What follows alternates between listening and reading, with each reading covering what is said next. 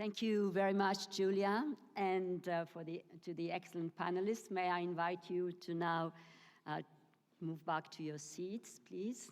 Thank you again. I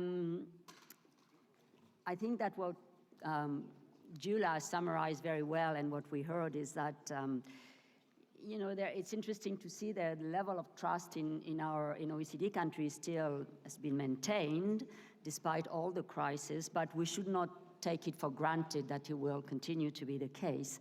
And there are a number of challenges that need to be addressed, such as we heard, to continue to innovate, to give citizens more voice, to address the concerns of citizens concerning their daily lives, and also to provide them with the right statistics for evidence-based policymaking and to inform them about the facts and not the fake news. So that leads us naturally to our next panel, actually, which is going to be about information, disinformation, and misinformation. But before we move to the panel, I have a very sad announcement to make. I'm sorry, but we're running late, as you can all see. So we're going to have to cancel the coffee break. So despite what Julia said, saying that you can continue the conversation of a coffee break, it's going to have to wait until the lunch break. I'm sorry about that. So, of course, if you need to take a break, or if you need to go outside, have coffee, or otherwise, please do so and come back to the room.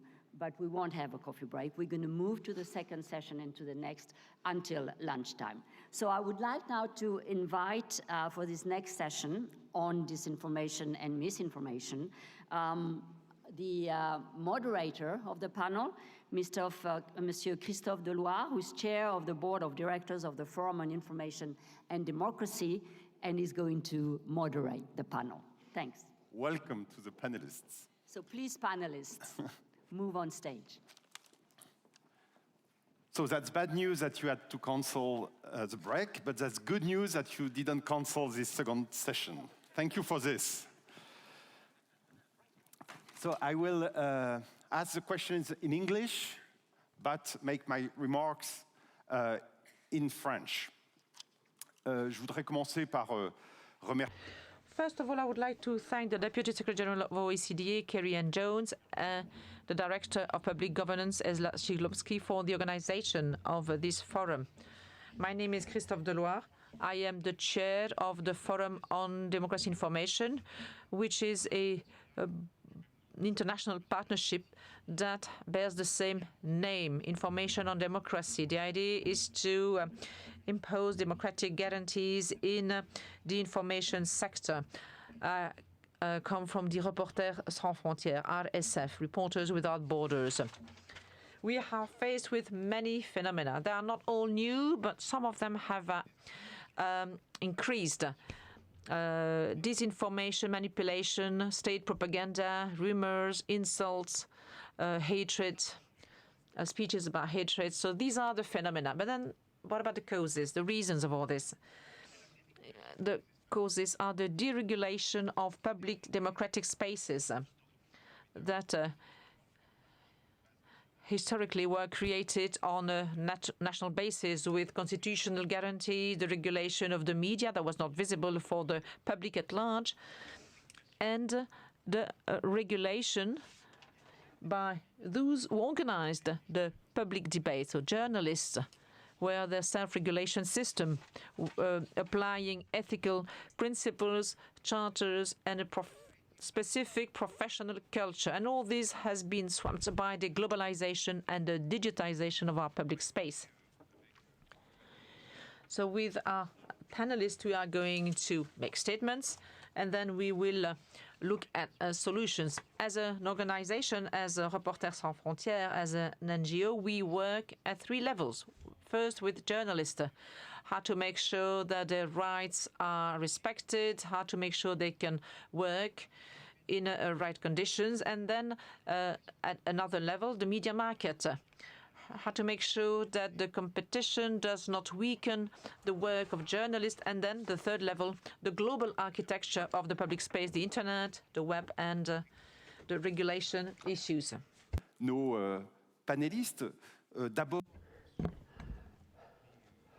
with our panelists, we will address first the observations that have been made, the findings, and then we'll have a second round of interventions to speak about solutions. the interior in Greece, Mr. Mavroudis Voridis. So the first question for you is very open. As the first speaker, you will have the opportunity to answer to this very open question. What were the challenges that you had to be confronted to in Greece regarding myths and disinformation? I don't think that Greece is actually the special case. I think we've confronted, all countries, we've confronted the same challenges. For example, during the COVID period, well, obviously, probably you were part of the debate. I mean, vaccine, anti-vaccine. And, you know, there was a huge disinformation using false facts about vaccines, about their possible dangers, about not being vaccinated, which actually, you know, one point, and this is something that one should be very careful about, is on one hand, the freedom of speech and opinion. There were arguments, let's say, of some kind of legal status, or arguments coming from a libertarian type of view, like, you know, it's my body, I'm going to decide what I'm going to do. This is, let's say, an opinion, probably a dangerous one, but an opinion. But then, these kinds of opinions were, let's say, supported by completely false facts, by complete lies. And we had, of course, to deal with that.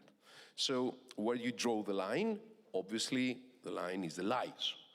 The second thing is we are now dealing, for example, with the disinformation as a result of the Russian invasion and the positions that, you know, our societies are taking here. Greece, of course, faces the same challenges that, you know, any other country would face, which is, I mean, one should be very clear about what we are dealing with here. Here, it's not a kind of individual right. It's not a question whether someone should write something in social media or not. Here we are dealing with state propaganda. It's Russian propaganda. So it's a completely different level of discussion. And what do Russians want to do? They actually want to manipulate public opinions in European and Western countries, if possible, all over the world. How do they do that? By saying something very obvious and very simple. They create the energy crisis, so the price for energy goes up, that brings inflation, and that devours the income of citizens. What's the next level of thinking for, hopefully, what the Russians hope that going to happen is people are going to be asking, why do we leave all that? Why do we suffer these consequences? Pour qui et pourquoi? So we have really a new type of this question. And wouldn't it be better if somehow we arriving at an agreement with Russia? And of course, again, here you have disinformation, because Ukrainians are Nazis, so it's a war against Nazism. And Ukrainians are aggressors because they will join NATO and they will deal with the Russian integrity, you know, all this type of false news. Now, how are you dealing with that? That's the main issue, how you deal with all these things. Now, my view is, first of all, you should be politically very open and very sincere, and you put the stakes you know, in an almost blunt way. You know, if Russia does not leave defeated from Ukraine, that would mean that anyone in the world who would like to do the same, the message would be clear, he would be able to do it and get away with it. And this would mean very serious suffering for too many people. And if you start asking your society, your citizens, if they want to leave that, the answer would be no. So then they understand. And they are willing to pay the price, even if that means a higher inflation until we get energy, from the point of view of energy autonomous. The same happened in the vaccine, the anti-vaccine campaigns. We defeated that because we openly said that if we went that way, that would represent a major danger for public health. So in my view, being open, being clear, to produce documented answers, this is the way to deal, with populism and with false news. Thank you. I will move to another representative of government, the Minister Secretary General of Government in Chile, Mrs. Camila Vallejo Doling. You made the trip was long to come here. Thank you for this. What type of threats does this new phenomena that we described pose to civic democratic engagement in your country? Bien, primero, muy buenos. Well, first of all, very good morning to everyone. Yes, it was a long trip, so I fully understand that those of you who have jet lag will be willing to stand up and go grab a coffee to able to pay closer attention to this panel. I'm really grateful for the invitation to participate in this global forum. For us, it's a political decision to counter disinformation. The analysis that we have run is that we cannot only address it from the technocracy and data. We need to address it as a political decision, because although we are far away, we have the Andes range as a geographical border, but however, we haven't been spared of this problem. This affects all democracies across the globe, developed and developing countries. So we are all experiencing at a different scale and a different level this risk, that is the growth of disinformation and misinformation. So this should be a political decision, because disinformation undermines democracies. And these democracies have been long under threat. They have been delegitimized. There is mistrust in institutions, and this is a phenomenon that we've been undergoing for more than a decade now. And we are against this backdrop, a backdrop of distrust, be it grounded or not. But this is a breeding ground for disinformation. Citizens don't know what to trust, who to believe in. They don't see trustworthy responses. They don't see that they can trust the public administration, and so they follow hate speech and disinformation. So we need to address this problem from a political standpoint, because we need to underpin democracy institutions, and we need to underpin democratic coexistence in our societies. We have our specific experience during the pandemic. There were lockdowns and confinement, and so our citizens were connected with their kins through social media, the phone, and there is deregulation of information on these platforms. However, we've seen this phenomenon grow during the electoral process. So in Chile, disinformation is linked mainly. This doesn't mean that it was not there at other times, but it increases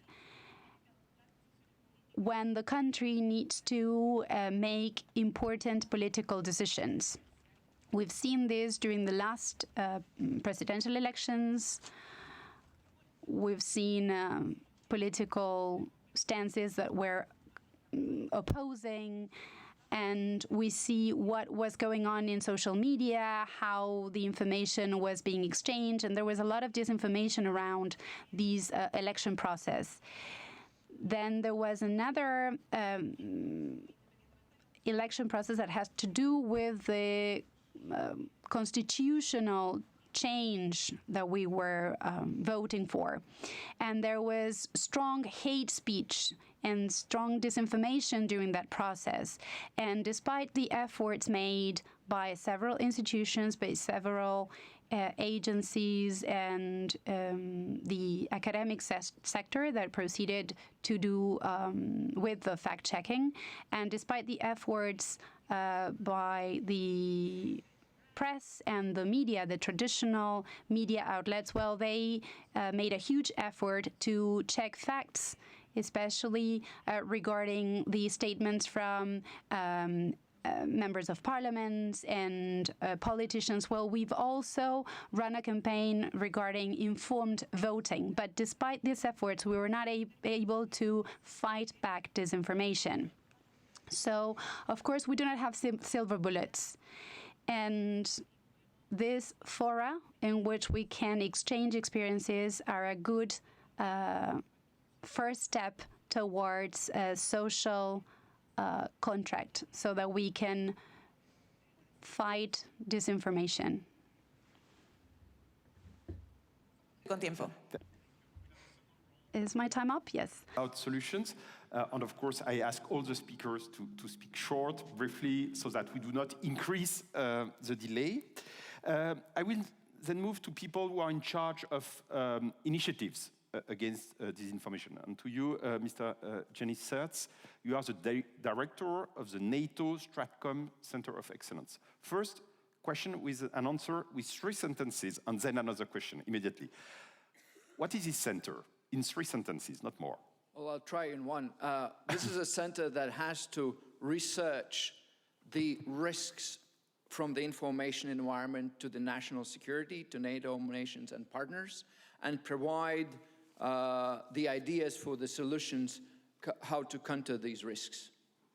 And if you would have, in this context of COVID-19 pandemics, war in Ukraine, if you would have to summarize the key threats that crystallized in this period? I think there are 2 elements that are important to recognize, but they are kind of, in a way, linked but separate. First, for the democracy, the beating heart of the democracy is the debate, public debate, to reach a consensus. And what has happened, the space for the debate has, in fact, moved away from traditional media into the digital space. Yes, there is still a role for the traditional media, but that is effectively decreasing, which means the logic of the algorithm is increasingly important part of how we exchange, and the safeguards we've built over the decades to make sure that this debate is fact-based, we understand the opinion, the biases, has been basically negated. And right now we've seen, even in some countries, one can get a 10% representation in parliament just running only a TikTok campaign. Nothing but that. So that is where we are. And we've not really adapted. There's not enough regulation in that space. That's one part of a problem, and we as a societies have not really kind of been able to adjust quickly to that. Second is, of course, that is a place where malign actors, both internal as well as external, find a good opportunity to operate through disinformation campaigns. And once again, because this place is not really, we're not adopted, not well understood, not well overseen, there's a kind of freedom of action and freedom of maneuver. And of course, it is a space where we see it playing out in a COVID pandemics, but we see it also as a big part of the war, actually one of the essential part of the war as we see. But there's also the sign of the hope. And that is where I think we've seen that by the moment when Ukrainian nation as a nation took it as their own personal battle, also the information space, where they suddenly became better, what was always perceived a very good Russian disinformation machinery. So if we were able to engage, there's more in democracy than meets the eye in the outset, and I think we have to work on that. Second element, and which is, I think, also a bit tracking the conventional wisdoms, and that is debunking is important, but it is not really efficient. The only way I was about to ask.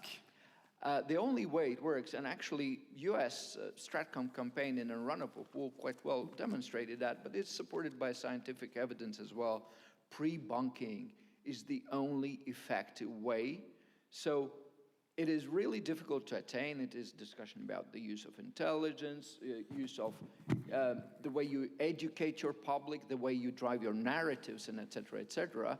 But if you want to be more successful than the malign actors that are meaning harm and using the vulnerabilities in our societies, we have to be able to pre-bunk. And you will explain maybe how later. Mrs. Alicia Wanless is the Director of Partnerships for Countering Influence Operations at the Carnegie Endowment for International Peace. Alicia, you have written about what has worked and what hasn't regarding research in this field. Where are governments best placed to help build understanding around the threats we faced by disinformation and information operations?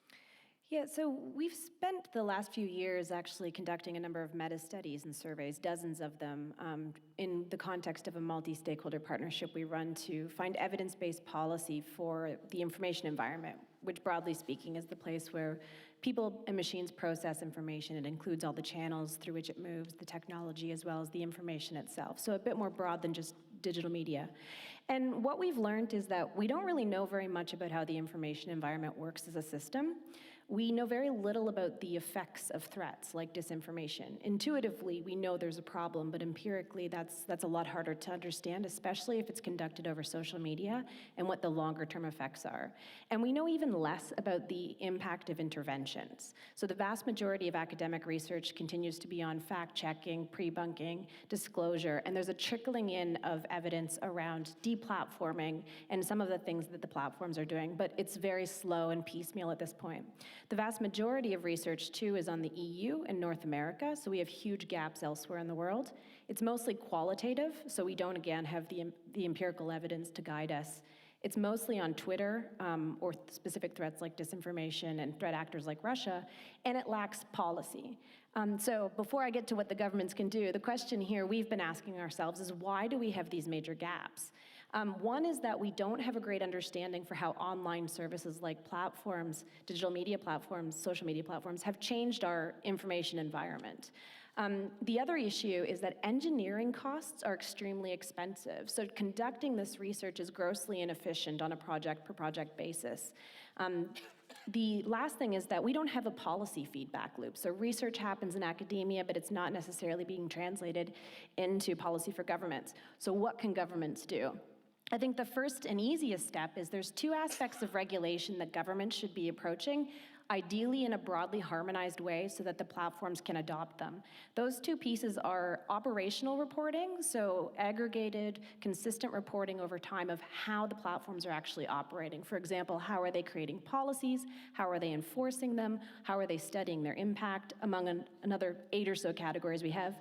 And the second thing is rules around data access for research purposes. And so here we could look to the DSA and adopt that, and if more democracies were actually taking similar approaches, we would get ahead faster. The second thing that we need massively is a huge concerted investment in research. We need the equivalent of a CERN for the information environment. So drawing on the Center for European Nuclear Research, what we need is a multinational research facility that is multi-stakeholder, that can create that feedback loop, provide that shared engineering infrastructure, and be a basis for science for democracy. Because what we aren't really understanding is the role of the information environment in democracies, and in particular, how polluted information environment is affecting democracy. So My big worry is, if this is how we responded to an immediate existential crisis in a pandemic, how are we going to respond to something far more complex and politicized like climate change if we don't understand the space in which we're operating? The comparison with climate change really makes sense. I will get back to this later. I didn't ask, and please in 3 sentences max, what is the partnership you are in charge of? So I created and run the Partnership for Countering Influence Operations at the Carnegie Endowment for International Peace. Thank you so much. Mrs. Gunta Sloga is the Executive Director of the Baltic Center for Media Excellence. Same question, 3 sentences max. Yes, Baltic Center for Media Excellence is working in Baltic countries and also European neighborhood countries, and our main aim is media development and also working with media and wider societal resilience, also media and information literacy initiatives. So it's in very short. Yes, but in fact you have more time, since my next question will be, what are the key activities of your center? Yes, we in Baltics are always proud to say that we have been used fighting Russian propaganda since we gained independence in 1991. But actually, of course, online disinformation wave everybody has faced also has brought some challenges. And that is why it's very important also when it comes to Baltics to work with media, and also as Prime Minister of Luxembourg said today at the opening speech, it's media are really threatened by different kinds of politicians, by different kinds of groups, also seizing business models, and that is why we have those 2 ways of working, really helping media bridge some digital gaps, bring some new business models, but it's also how do we make media resilient themselves. For example, currently the war has shown that media are not prepared for any kind of hybrid warfare or even the war, and it's not only talking about Baltic media. Last week we had a huge regional conference in Riga which brought together media, and even BBC editor who is responsible for Ukraine, Russia, and so on, admitted that even they were not prepared. So it's really more like making media resilient and more adjusted to work in this uncertainty we are facing every day. And it's also, when we talk about media information literacy, there are so many actors on the ground, government actors, non-government actors, and what we are doing as a center, it's very important that we have created, and we call it Baltic Mill Network, where NGOs, policymakers, also some government institutions come together and really coordinate those activities. So because we know usually MIL it's something related to schools or teachers, but it's really the question, do we have all our societies resilient? And of course, the war has also brought something new to the activities of our center and other NGOs located in Riga. After the war, many Russian journalists left Russia, and we have one of the biggest I would say hubs in Riga, which hosts those big Russian independent media like TV Rain or Dozhd, Novaya Gazeta, but it's also BBC, Deutsche Welle, Radio Free Europe, who have moved their bureaus from Moscow. So, and it's also like providing this emergency help, but also helping them understand how they proceed further. And it's also this question, how also this bigger aim, of course, is fighting Russian disinformation. So this is very short. Thank you so much. Kathleen Stewart, you are a public policy manager at Meta. You are the lead for content regulation of Meta in the Middle East region and Europe. What is the position of Meta regarding regulation? First, what do you expect from governments in this? It may be a paradox to ask the first question on regulation to Meta, but that's a way to start this discussion. Actually, is this on? Hello? Is it on? Thank you. Meta has been pro-regulation for some time. We have recognized for a long time that these are very complex issues that are not necessarily for a private company or an intermediary to be judge, jury, and executioner on. Yeah. So from that perspective, yeah, we have been for some time. Yeah. Did you have a second? No, what? Yeah. So Europe started with frameworks, with the DSA, DMA, Code of Practice Against Disinformation, now European Media Freedom Act. Some other countries have regulation that could be adopted in the short-term future. So how do you think it happens, and what would you suggest for the regulation? Okay, so I think if we kind of look at this topic, I mean, I hope nobody wants lunch if you want me to talk about regulation. I'm sorry. So let's go back to analysis about the key phenomenon from your point of view. I'll talk about some of the kind of principles of success, I think, and what it makes a good regulation, and maybe we'll go from there.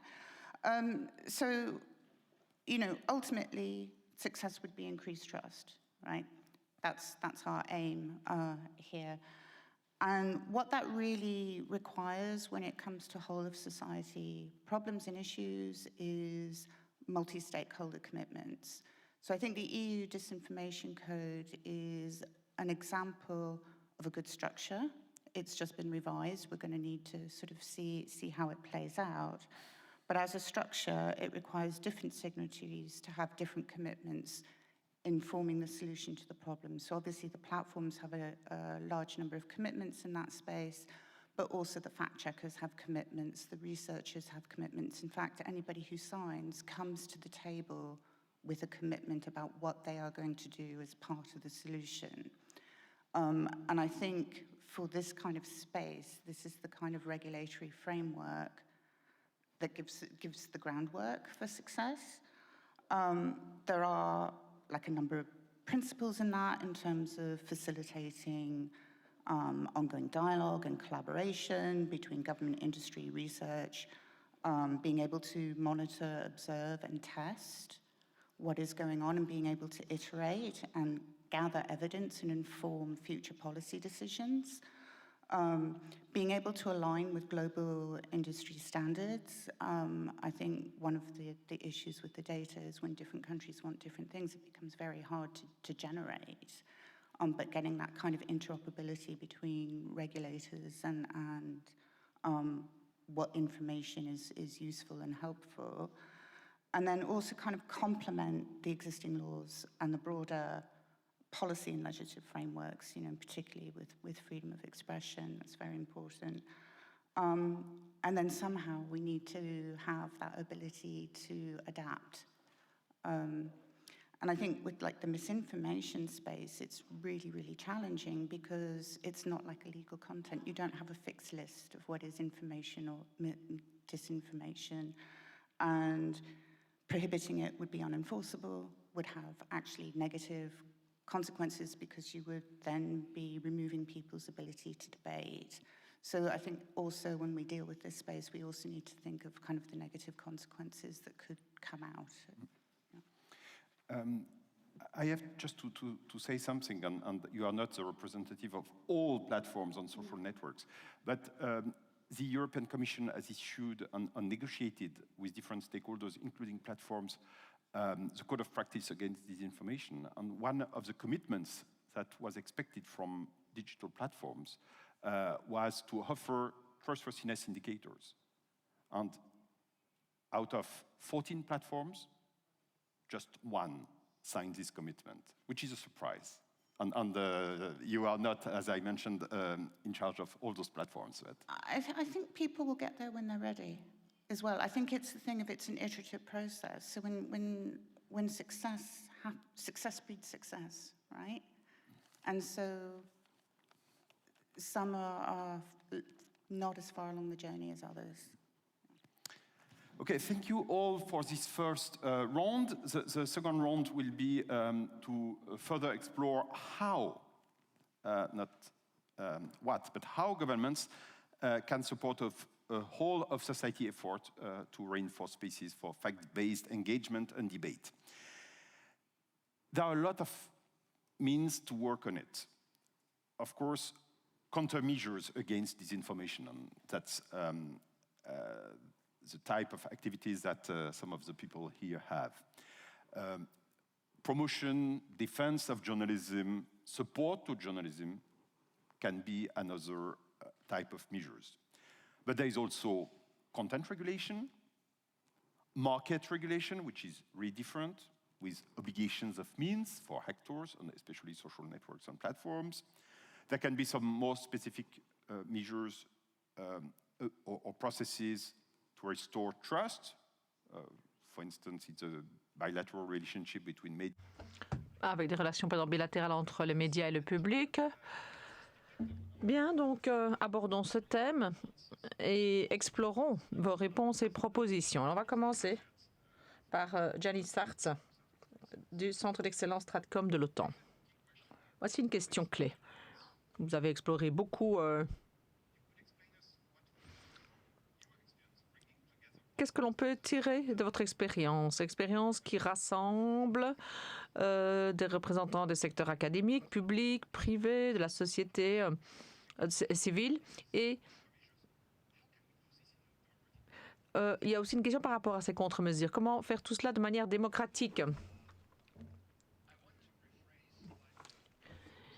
Je voudrais reformuler Edward Williams qui fait partie, qui parle du fait que le problème qu'on a, c'est que on remonte au 19e siècle et la nouvelle technologie, tout ça ne fonctionne pas ensemble. Oui, nous devons ajuster la manière dont on forme la société à traiter l'information. En fait, ce ne sera pas une solution de plein droit. Il faudra toujours qu'on soit conseillé, il y aura toujours ce problème de jugement. Mais les systèmes d'apprentissage tout au long de la vie doivent inclure le traitement de l'information, comment trouver les informations. Ça, c'est une première chose. Ensuite, la régulation des écosystèmes de l'information.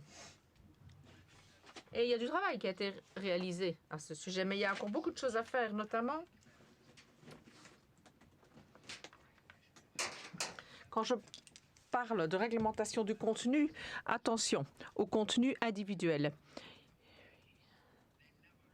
Mais par exemple, les campagnes Milan, il y a toujours une coordination. Ce n'est pas un seul système individuel d'information. Une fois qu'il y a cette coopération, alors on peut avoir une bonne capacité. Alors, en fait, le compromis, ce n'est pas l'accès aux données. Dans certaines plateformes, certaines, effectivement, bien sûr, ne veulent pas partager les informations, mais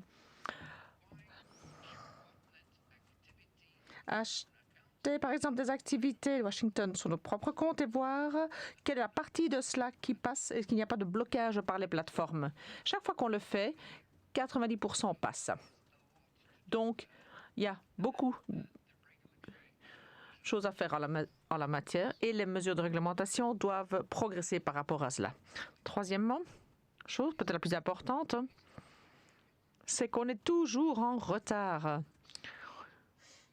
Voilà, pour l'instant, on est plongé dans la réglementation des problèmes d'hier, alors que ce dont on devrait parler en matière de régulation, c'est le métavers, c'est le big data, c'est le ciblage du big data d'un point de vue politique, mais également de la société civile.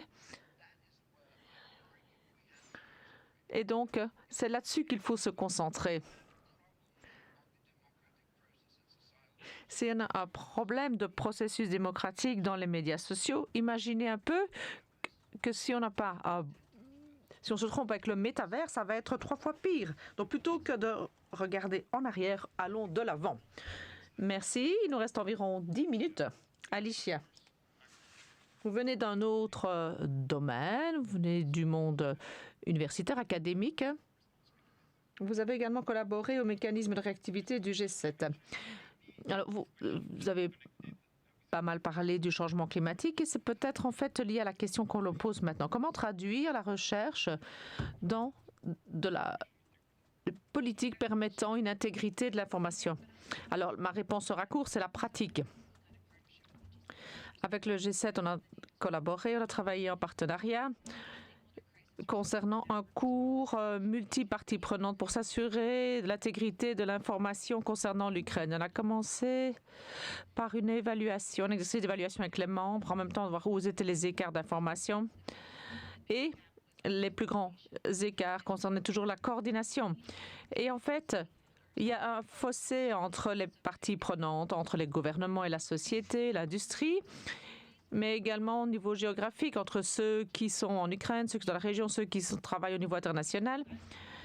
Mais on est tous isolés également. Ce travail sur la communication, stratégie de communication, d'autres sur l'information, mais l'information, d'autres sur la cybersécurité, d'autres sur le développement des médias, d'autres sur l'assistance. Mais l'information concerne les personnes et l'environnement dans lesquels se trouvent les infrastructures qu'elles utilisent. Et si on veut faire preuve de stratégie, nous devons adopter une approche holistique. Il faut considérer les informations dans leur ensemble. Ça veut dire rassembler les parties prenantes pour les aider à collaborer ensemble. Que peuvent faire les gouvernements à cet égard, et notamment les pays de l'OCDE, c'est de faire une cartographie des parties prenantes et d'actualiser systématiquement cette cartographie. On sait donc qui sont là. Il faut investir pour les rassembler et les encourager, les aider à collaborer. Donc ça demande des ressources, du temps, certaines compétences. Nous devons également revoir sur les modèles de financement. Il faut éviter effectivement les doublons, il faut avoir une approche à long terme, il faut une vision également de ce qu'est un environnement d'information que l'on veut pour pouvoir encourager vraiment les parties prenantes à y arriver. C'est quoi un hub d'information et c'est quoi un environnement d'information? Et pour répondre à cela, il nous faut un centre de gravité pour un institut de recherche sur l'environnement de l'information pour systématiser les études qui sont menées et accélérer la recherche avant qu'il ne soit trop tard. Merci beaucoup. Gunther, sur la base de votre travail, quels sont les domaines les plus prometteurs à explorer selon vous?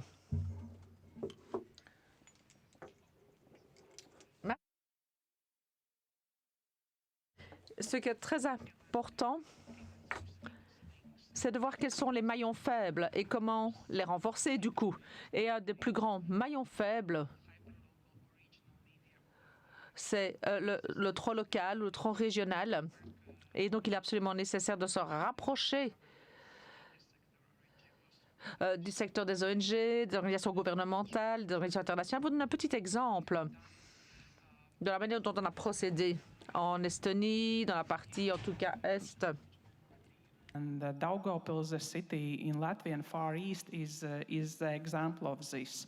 And there is no actually like free media, I would say. There are some media who are related to pro-Russian city council. Some are very outdated. And just 4 years ago, one donor approached us and said, I would like to do something with Russian language media in this very also socially and economically deprived region.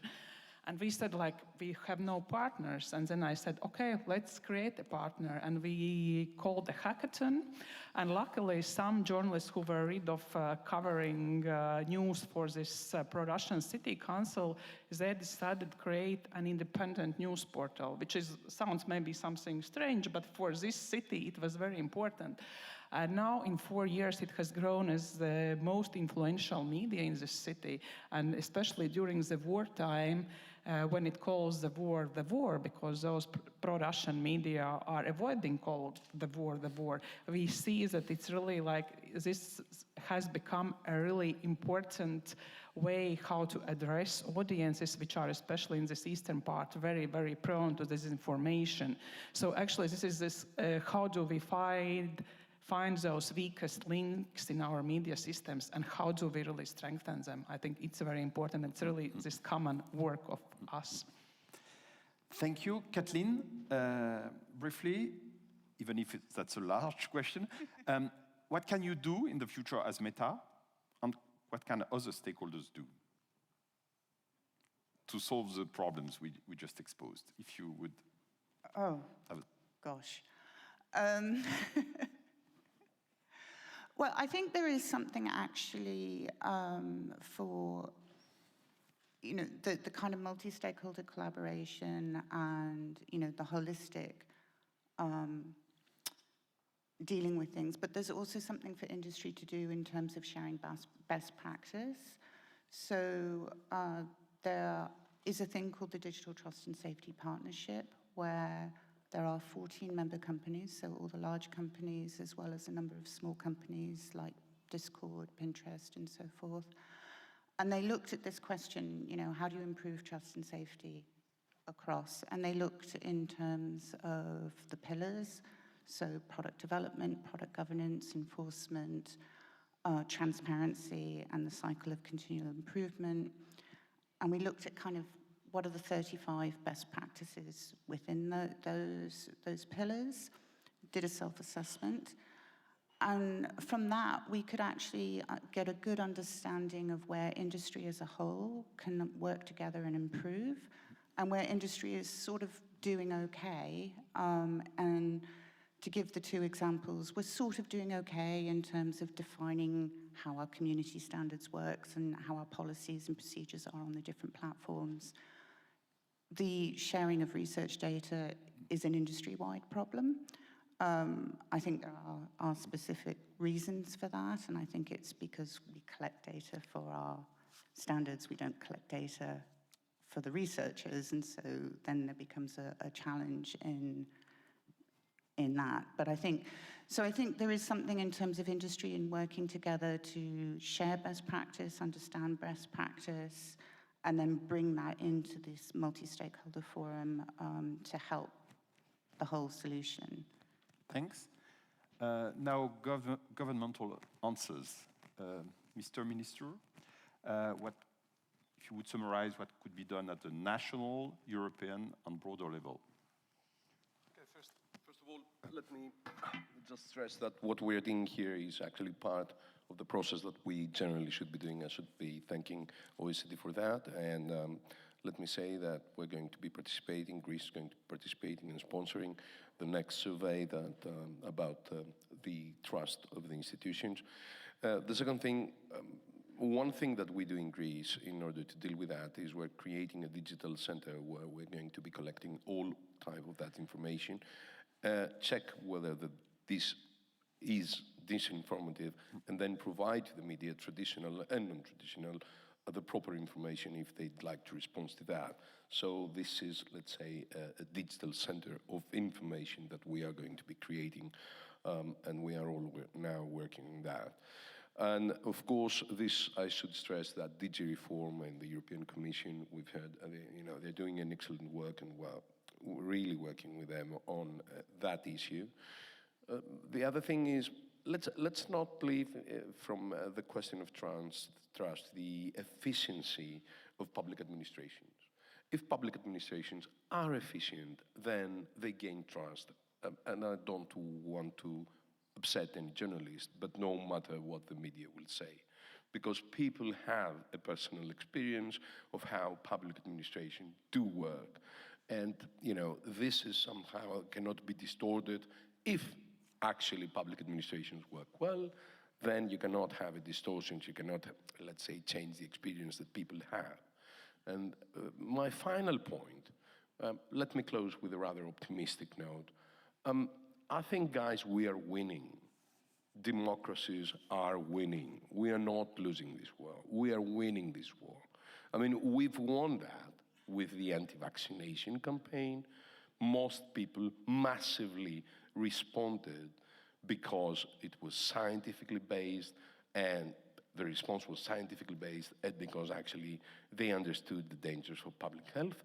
Plus, Russian propaganda operation in the West does not work. I mean, public opinion and the governments massively support, strongly support Ukraine, no matter what the Russians are doing in the social platforms. I'm not saying that there is no danger and we should not care about that and we should not act, but at the end of the day, democracies are quite strong and we should make them stronger, and so far we are winning even the war on this field, on the information issues. So, yeah, I think we should be continuing to do what we do, and we'll do it even better. Thank you, Mr. Minister. Last speaker, Mrs. Minister. How do we proceed so that international answers do include all perspectives, not only the ones of a few countries?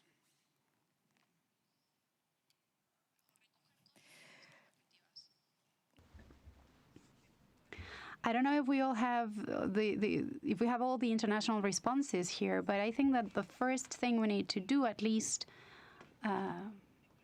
Chile and the world, is to move towards a social compact. And I think that the undermining of societies affects both private and public institutions, and therefore we need to go through our practices, learn, improve institutions, both private and public. This we need to put on the table. The right and the left needs to come together. We will all need to fight disinformation. It is important to go beyond immediacy, who punches stronger, who obtains a better rating. We need to put this on the side and advocate for fact-checking and efficient and accurate information. We are moving towards this direction, and there is ever more pressure exerted by the citizens because they want leaders to take information seriously, and this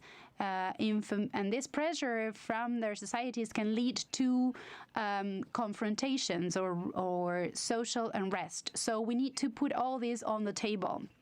And we need to take this opportunity because Chile has been able to solve conflicts institutionally, and it has done so recently. So we need to institutionalize this. We need to proceed this way at every instance, at every level. We need to bring together all stances, all viewpoints. And then we need to regulate social media because traditional media outlets, for instance, they are regulated, but in social media, there is no regulation. So they need to be better regulated.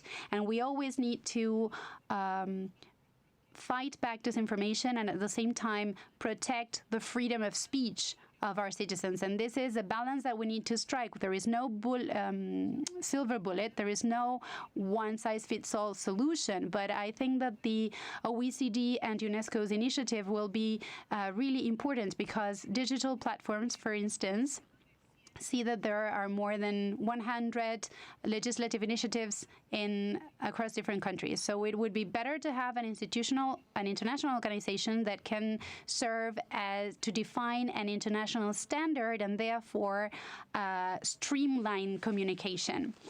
Next, we need to protect the freedom of the press, and we need to protect all those who work in the media.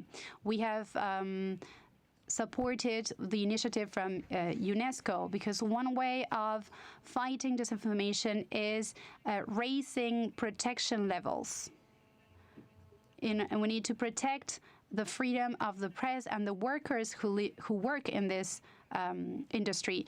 And in Latin America, we need to move towards this direction. Then, digital education. We need to do so across ages, but we have a special problem with the youngest generations. The youngest population is consuming information through Instagram, social media, Google, and so on. And therefore, we need to see how we can move towards digital literacy and see how this information impacts the most vulnerable people.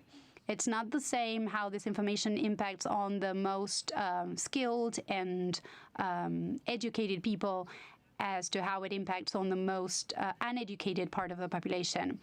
The Multitudes Foundation carried out a research in 2020 to see how information impacted on women leaders.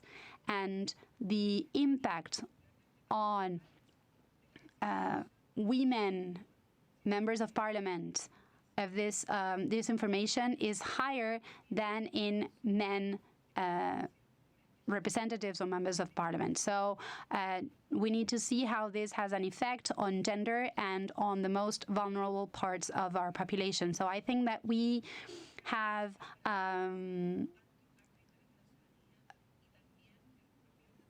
a chance to have a strong impact and to improve traditional and non-traditional media outlets. We need to fight to make our democracies flourish. Thank you. For this extremely stimulating panel. I will just mention, not as a conclusion, but as a last proposals on the table, that Reporters Without Borders, RSF, has launched 3 concrete initiatives that are on the table and that are available. The first one, which I already mentioned, is the Partnership on Information Democracy, which has been signed now by 50 countries. Chile and Greece are among the signatory countries. It aims at being the equivalent of the international process about climate change, but here about the information chaos. I will have the opportunity to speak about it later. Regarding the question of how, and this is a sort of dilemma, which should not be a dilemma, between protecting freedom of expression and securing the right to information, we have launched the Journalism Trust Initiative, which is based on an ISO type standard, on the certification market, and on the creation of incentives for quality journalism, because what we have to do, clearly as democracies, is that we have to reverse the logic that currently gives a competitive advantage to hate speech, rumors, misinformation, etc. And this standard-based initiative is really a market solution for this, and we would be very interested in working with all of you on this. And finally, there is a key question that has to be addressed, which is the asymmetry between despotic regimes and democracies in a global information and communication space. And in this global information and communication space, despotic regimes enjoy a competitive advantage. We have to reverse this. And the logic of sanctions against media can sometimes be criticized, is difficult, and is not structural. So we have to invent new legal frameworks, and we have made some proposals regarding a system for the protection of democratic spaces based on the reciprocity mechanism, based on international standards. More to know if you want, but we will be ready to discuss. Thanks again to our panelists, and I think that we didn't increase so much the delay.